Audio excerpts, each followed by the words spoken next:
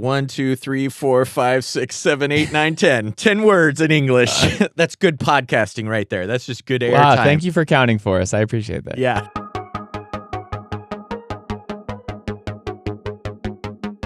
Well, hello, everyone, and welcome to the Bible Geeks podcast. This is episode 219. I'm Brian Sheely.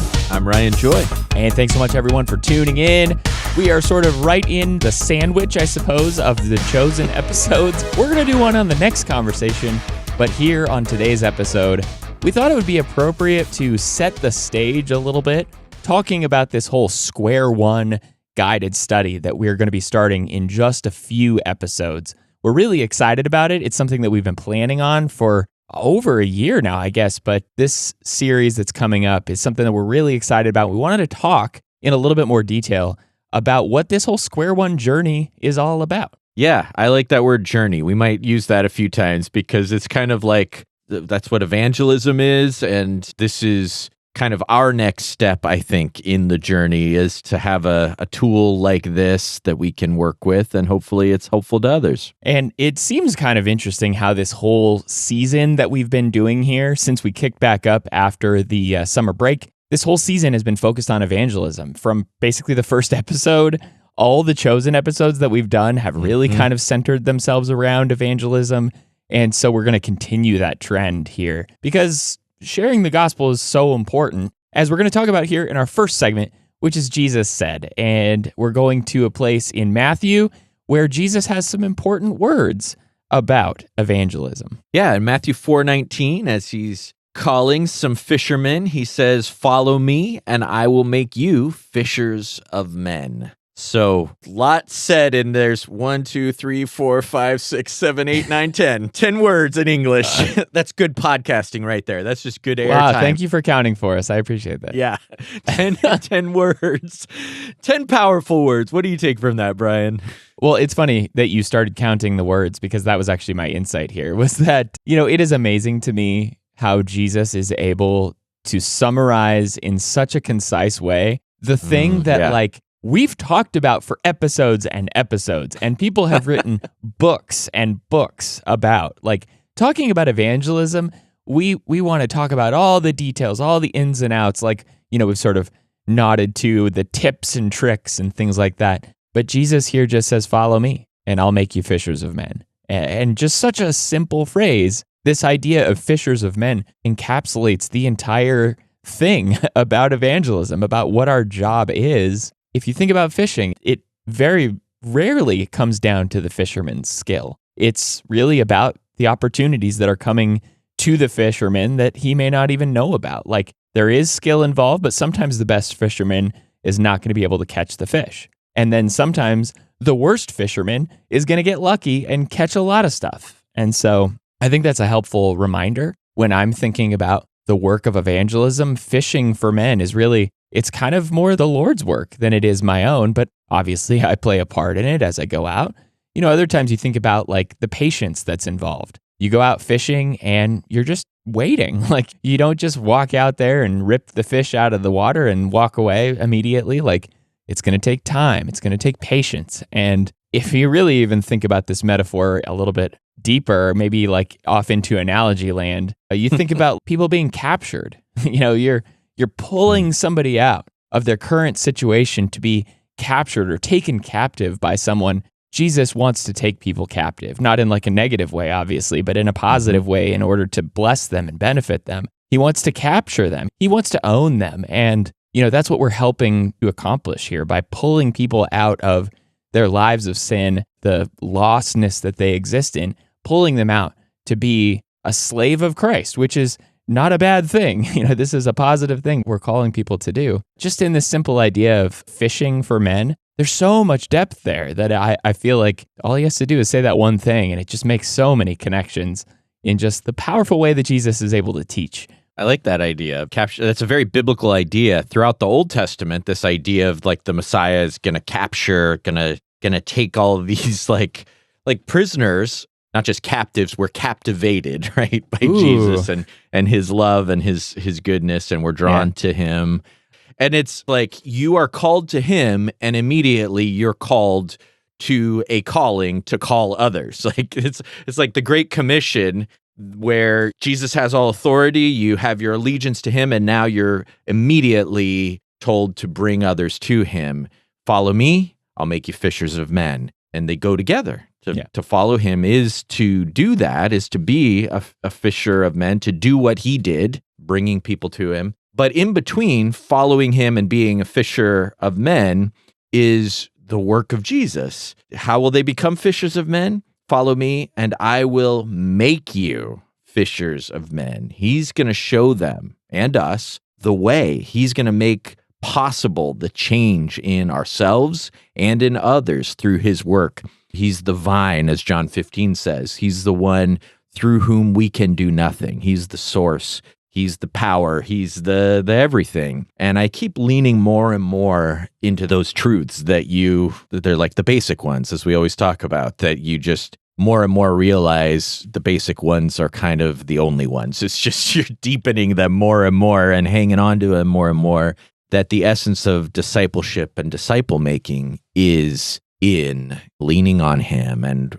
not trying to use our own strength and strategies and cleverness, but it's just more and more praying and more trusting the power of the message and the power of the Lord bringing us together with the people we're supposed to be brought together with, and helping us find the words and all of those kinds of things. So let's just roll this conversation about evangelism right into our next segment, which we like to call A Closer Look. Number one, perhaps we better take an away team down and have a closer look. Aye, sir. Dr. Crusher, join me in Transporter Room 3. All right, Transporter Room 3 is activated, and we are ready to go into a closer look in the adventures in evangelism. And we're going to be talking about our Square One series coming up here in a little bit. But just broadly speaking, evangelism is such an important job that we're all called to do and that we need to get good at. Maybe let's ask a couple questions of each other, and we'll kind of go back and forth here as we take a closer look at just this cool thing that we get to experience together in evangelism. So the first question is, where do you feel you are in your journey towards effective evangelism? This feels almost like a reach out question. If we want to get a little personal, out right from the beginning. Yeah. I don't feel like I'm very far along. I feel like it's something that I'm just constantly aware of and have been for 30 years, just constantly seeking, sponging, trying to drink in anything that I can find, whether it's talking to people, listening, watching, reading, and then a lot of doing. And that's the most helpful thing. And, it's like the idea and in a lot of things, I guess, you keep realizing, like, the more you know, the more you realize how little you know. And that the heart of the whole thing is, this goes with what we were just talking about of leaning on the Lord, but prayer is such a fundamental part of it, and just praying and being available. And as soon as you put yourself into that place of the unknown, like giving up control, and I keep thinking, for some reason, I'm thinking of the last Indiana Jones and the Last Crusade, like the step onto the bridge that's invisible. Like as soon as you start stepping onto that, I trust in you. I don't know how this is going to go, but I'm taking a step and I'm acting. And Lord, I know you're with me. I'm just trusting you to get me to the next place. That's when, like, something is happening. God is working, and I'm just, like we just said, I'm just a part of that work. But I like that we call this adventure. There is scariness, and there is, like, I like to be able to settle in and know where I am and have some control. But it's an adventure that is, there's a lot of joy and life, and it's a blessing to be a part of other people in big ways and small ways getting closer to the Lord. Man, I'm just thinking the penitent man shall pass. That's all I'm thinking about. I love that example, though, of stepping out onto the invisible bridge, because that's really, I think from my perspective, that's where I am. Like I feel, like I'm definitely far from where I want to be with this whole work of evangelism. I want to be doing more, which is why I'm really hopeful that all these things we talk about in this Square One series coming up is just going to be a good reminder for me to get out there and take action like we've been talking about. Yeah, so as you think about all of these different things that you've done through the years, you can overemphasize tools and strategies, but that's a part of what we're thinking about. So what are some things that you've used through the years, and how have things worked out? What have you learned through it all? Yeah, I have probably started out with what some of my peers or some of the people close in my inner circle have also done. Those open Bible study handouts. Was it Ivan Stewart who did those? I don't remember, but there was a series of colorful handouts. And it's actually when our evangelist Ken Leach, who reached out and talked to me when I was first baptized, that's what we went through together. And it was an interesting way of presenting the gospel. I really enjoyed it at the time. But I feel like that kind of a tool, it's very old school. It's very, circle the boxes and move on and these kinds of questions. And yes, no. Yeah, yes, no, those kinds of things, which I appreciate that you're reading through and there's a plan and there's a guide, but I'm not entirely sure that I would feel comfortable using that tool out in the world. So that's one thing that I've done personally. I've also experienced it myself. As I think we talked about in some previous episodes, in the past when I've had conversations with people, I've gone through a study of one of the Gospels, mostly John, because I love John, and then getting into the book of Acts with them and folding these two Gospels together. A powerful combination for sure, John and Acts, but then also like Mark is a really good introduction. Getting people just going through a study of a Gospel and maybe the book of Acts or something else like that, I think is helpful because it addresses a lot of questions. It explains a lot of things. But again, even that is probably not as directive as maybe it could be. But I don't know. What about you? Yeah, well, I think I've done those too, and I think there's real strengths to those approaches. I really like the idea. I mean, what's your favorite gospel to start with? They're all good, and I go back and forth on all of them. And Luke and Acts go together, but Luke is it's the longest book in the New Testament, so you're at it for a while. But that is also kind of part of the point of doing that kind of approach. And we know that we're in it for the long haul, and we're introducing people to the Lord, and we're working through it. But yeah, I mean, Matthew, Mark, Luke, and John, Acts, and then continue the song, right? But starting with Jesus is a really good thing, and starting with being in the Word together, just reading out loud and then talking about it. I've done that a lot. I've definitely used the Open Bible Study quite a bit, and a lot of other tools like that, where it's like a format that you're working through and it gets you right into a text. It has people process and make a decision about what it means, and then ultimately make a decision about Christ. And so there's that, and it's directed, and I think there is a sense of control that you have, less open-ended questions, less ways for things to go off track, and sometimes you really want to pin somebody down because you can't seem to keep them from just going all over the place. So there's some benefit to that. You lose a lot, in my opinion, in a text whenever you just read a verse and try to get one thing and you don't get the context and you don't get the story. Like what's happening in Acts 2:38 is different than what's happening, in 1 Peter 3:20 and 21, and what's different than, all these Acts 22:16, as far as just like if you're thinking about repentance and baptism and kind of those verses, or John 3:16 and the conversation that's happening there. Originally, those passages were written to be part of something, to be read together. And so I think there's some value in settling into a text and a broader piece of the Bible and letting the flow of it and what's happening there have all the power that the Holy Spirit put into it. But that doesn't mean it's invalid to do it this way. I mean, it's conveying truth. I used a presentation in the booklet that a lot of people have used, the big picture of the Bible. I've used that before. Again, just trying to find a way. I actually also put my own presentation about 15 years ago together. You remember I took this ball of yarn and spread it out and I was going to mention that because I've actually used that conversation in a conversation with somebody, getting started, talking about the Bible and explaining that stuff to them. I actually used that exact same presentation to kind of walk through the Bible as a ball of thread. There's a thread that runs through the Bible, and it's, it really does get you in an hour or whatever, a little more maybe, through the whole Bible and touching on every passage and what all of the story is and all the different periods in the story.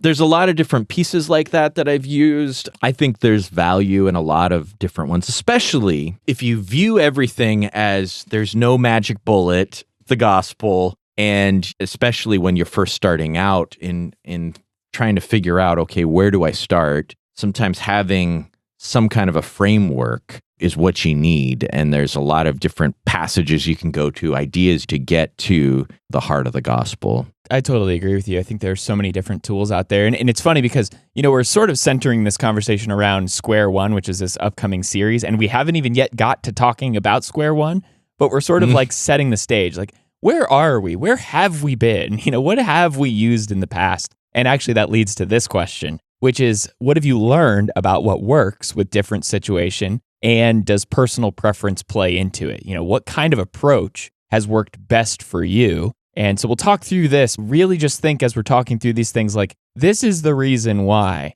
we're coming into this Square One series. So for me, formality, a focus just on the tool, just on the information, has sometimes created more of a disconnect and drained some of the life out of the interaction and the profound truths and stories that I'm wanting to share. Years ago, Barry Kirchhoff wrote an article in Focus magazine, and we could put a link to this in the show notes, about what he called manipulative and mechanical approaches to evangelism. And that sounds pretty condemning. I'm not really trying to point at any particular thing as a method.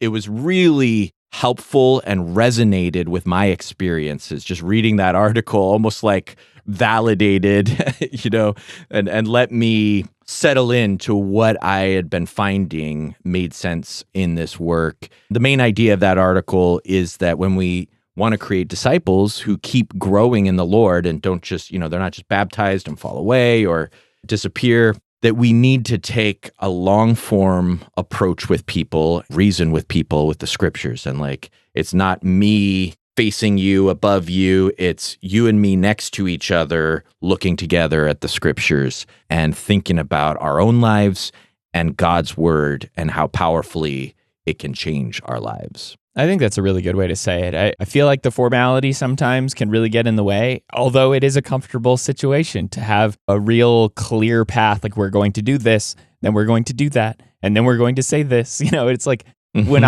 my answer to this question, what have you learned about what works in different situations, is just that there's such a huge value in breadcrumb questions that help lead people through their own thoughts. And that rigid structure, though, I think is always going to come across wrong. I feel like every time I get into something where it's like, okay, I've got a 135 slide PowerPoint presentation that we have to get through, even though it doesn't apply to you. If I have to do that, if I have to present the gospel that way to somebody, I am just going to be apologizing for it left and right. There's something about tailoring a conversation to somebody and to their current situation that just feels so much like what Jesus did. Jesus, in his conversations with people, and we're going to talk about this in upcoming episodes for sure, he met them where they were, right? He told fishermen about fishing for him. He told a woman who was thirsty at a well about living water. It's finding somebody's situation and connecting with it in a meaningful way without all the rigidity. I have to accomplish X, Y, and Z right now. Reasoning with people is absolutely what this is really about. And feeling fresh, feeling relevant to somebody, feeling genuine and sincere. That's really my goal, I think. And that's the approach that has worked best for me. That, I think, is leading us into this whole concept of Square One and what this whole thing is about. Yeah, without further ado, right? What is Square One? Brian, what's the idea? What's the structure? What is the actual thing? I keep thinking about it like a game board in my mind. I don't know why that is, but, the whole idea of calling... We were drawing it out that way in our minds, right? Exactly. It was helpful, yeah. If you think about a game board where you're just leading through somebody, but you got to start somewhere, right? Everybody doesn't start at the same place, but everybody starts somewhere. And I think one step at a time, one question at a time, everything is focused around a question. Everything is focused around a broad general goal of helping somebody understand what is broken in their life, how Jesus is the solution, and what a life of being a hope-filled disciple looks like. What does it cost to be a disciple? What is Jesus calling us to do? All these things that we start to see in wanting to be disciple makers. We show up with our whole selves, we listen, we engage, like you were just talking about, we're side by side with people, sharing with them, leading them in these conversations. But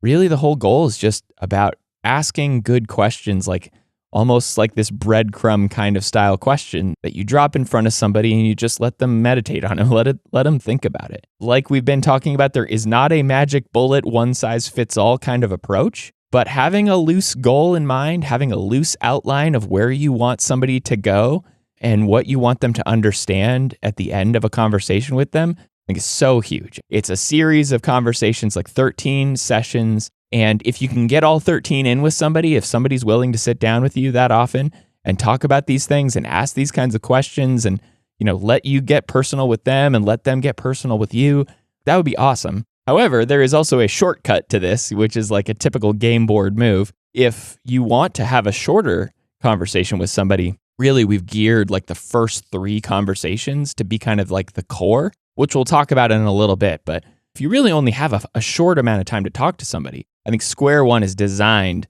to let you have like 3 really simple conversations with somebody to kind of get them to the place where maybe they're starting to think about things more. They're starting to ask more questions. And that I think is going to be a real helpful thing in having these sorts of discussions with people about their soul, about salvation, about who Jesus is, and really everything else. Yeah, you were talking about the power of Jesus' questions, like he's constantly asking questions, and that is such a critical part of his style, of how I've found that I grow and learn, and what I think creates the breakthroughs often with people as we're working through things with them and getting towards these huge life decisions, huge changes in worldview and perspective that the scriptures bring. First off, it's meant to be a conversation, and conversations have a life of their own, so it can't be meant to constrain and control. But most of us want some clarity about where to start and some signposts to help you stay oriented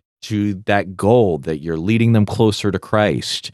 And, okay, I think it's time to talk about sin. And I think at some point while we were talking through this early on, you said it's more of a compass than a map. And that's helpful to me as like a definition of what we're trying to offer here and what I want.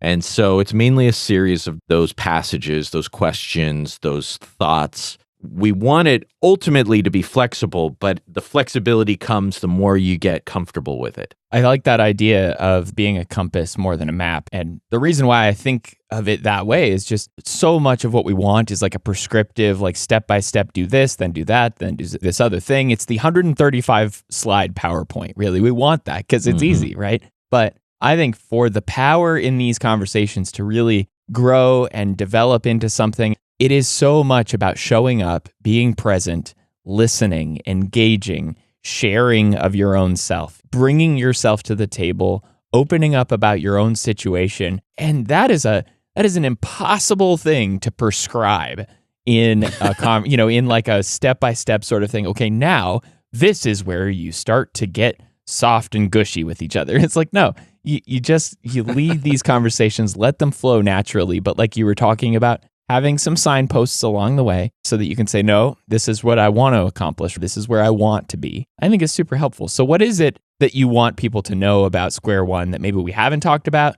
Because there's probably a lot more, and maybe some people are like, what on earth is this thing? What are we doing here? Like, what is it that you want people to sort of walk away from this conversation understanding about what's coming up next? Yeah, well, some of the listeners who've sort of been with us for a while will remember the year-long discipleship conversations we had that we called cross-training. That was kind of a watershed moment for me. We spent a lot of time with that, thinking about how do you take someone from point A to point B in developing them as disciples, and what are some of the core principles, practices, beliefs, all these things that we want to get across.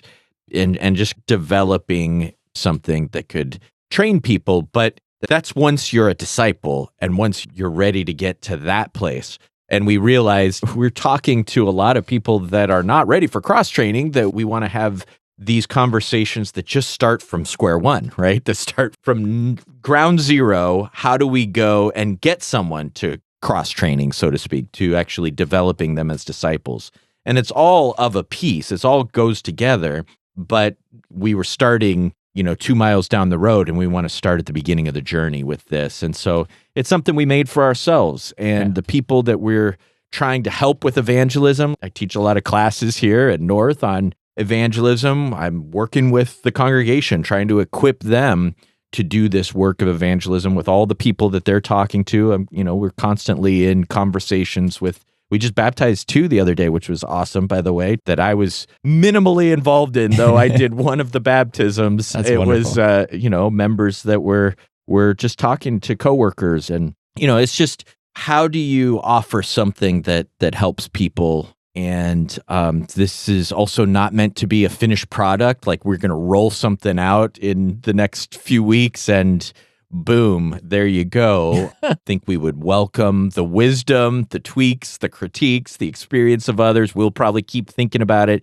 keep using it, keep learning. And I think it's worth saying that it's probably not for everyone, and that the gospel is the thing. The more this tool fades to the background or even starts getting ignored and moved past as you get comfortable guiding these conversations, maybe I won't say the better, but that's probably a good sign that you're focusing on the most important things. I mean, it's fine if this is the compass you use forever, but as long as you're just keeping the focus on teaching the whole counsel of God and working people forward in it, it's okay if this gets less and less important. But it's kind of like we had a series a while ago called Training Wheels. Kind of think of this as evangelism training wheels, right? That might be a way to another analogy land metaphor to think about it with. I want people to walk away understanding that Square One is not like another tips and tricks manual. It's a general guideline about some good conversations, some good questions you can have.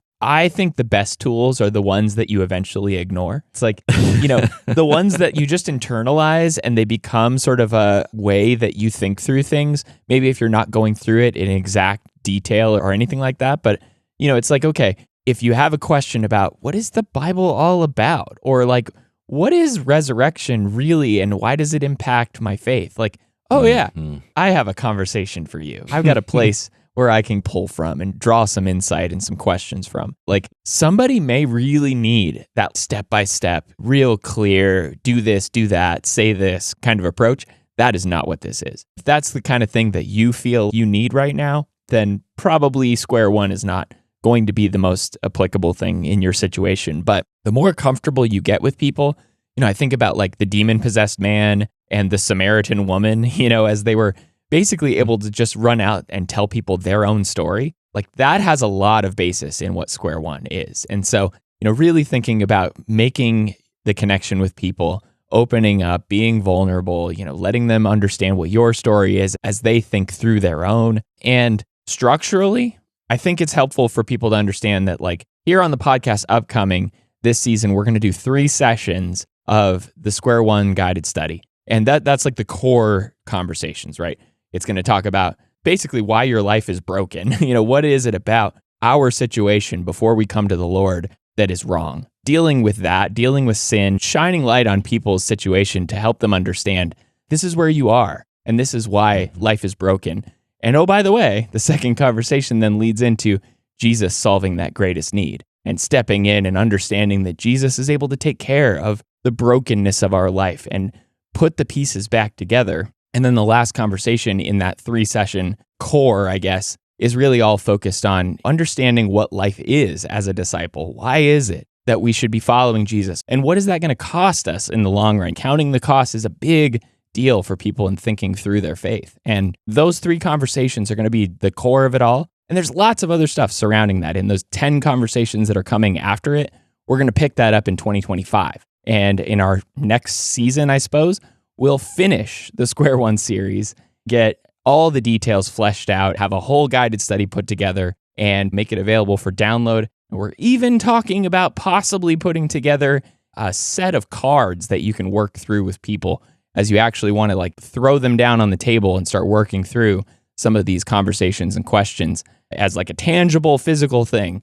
We're thinking about that. So if any of that sounds interesting to you, then Square One is coming, and we're excited about it. Yeah, that was a good summary. Yeah, I mean, man, I'm ready. I'm ready for it, but we want to do it well. Like I said, we've been thinking about it a long time, and we want to piece it together and put it out there in a way that makes sense. Be patient with us as we put that out there. If nothing else, even if it's not a tool that you want to use, I think you'll find the conversations really valuable because they're going to center on the most important things in life. I feel like in some of these guided studies that we've done, as we've walked through them in the past, we've sort of been like, this is an example of a study like that you might have. And we don't want to do that, going forward. Like, one of us doesn't need to pretend to be an unbeliever in these conversations as we talk to each other. So that's why we'll kind of do a little behind the scenes. Like, why is this an important question to ask somebody? What would you do if they said this? And really just talking through all the motivation for why we're putting these things together in the way that we are, hopefully will be helpful for you as it has been for me so far thinking through these things. So let's get into our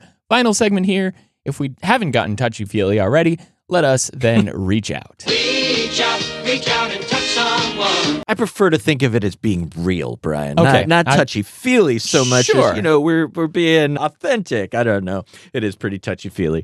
So the question is, what do you think are your next steps in this journey, and how do you hope Square One helps you?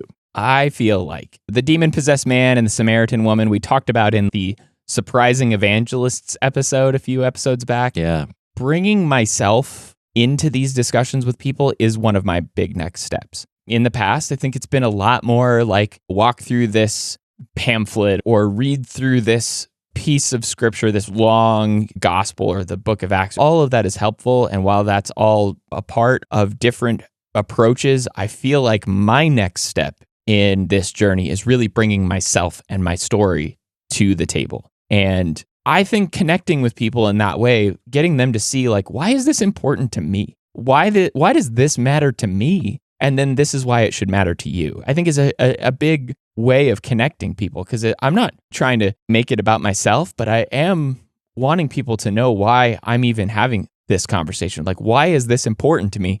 Because this is what Jesus did for me. This is how Jesus fixed how I was broken. And, when I think about Square One and I think about having these conversations with people, I can show up in these conversations by letting people see how my life was not where it needed to be before I came to the Lord, how Jesus has made an impact on me, the cost of my discipleship. What does following the Lord cost me? Why is the hope that's setting in front of me right now the motivating factor that keeps me living joyfully every day? As I can share these things with people, as I can share my story, I think that's probably one of the biggest things that I need to be doing moving forward. And, giving people the facts is fine, but walking beside somebody and helping clear the obstacles for them is a big thing that we talked about in our Getting to Square One series. I just want to be doing that even more. Yeah, that's really good. We cannot be uninvolved in this work. We can't keep our salvation out of it because, what do I have to do with them? It's about them. This is, as we talked about how Jesus works as he shows up in people's lives. He brings this contagious holiness, right? Yeah. You want them to catch Jesus almost. Like you want them to understand that this is something that is real life and that is transformational. The power of one person passing it on to another person is that it has changed me, and now I'm offering it to you. And so that's a really important part. Not that the information that of everything else isn't important, but so is how the information has affected you. I mean, when we preach, we don't just get up and read the Bible. We explain it through the fire of our own lives, as we've talked about. That's like my favorite definition of preaching is the Word of God through the fire of someone's life. And that's evangelism. And I like that. I think that for me, consistency is something that I need to take a step in. Just like sometimes I am deep in it and I'm on fire, and the lost and the people around me, that's the focus of my prayers. And then there's just so many different good and important things to focus on and to work on, whether that is working with those who are disciples and growing them, or my family, or my own faith in different ways, or learning and making a ever-present part of my daily faith. Like, I don't take a break from assembling with the saints on Sundays and, whenever we're coming together, but I seem to kind of like take my foot off the gas on my focus in evangelism. So being more sustainable and consistent, just in praying with specificity about the people around me, and casting my net wide and creating more gospel-centered connections and dialogues.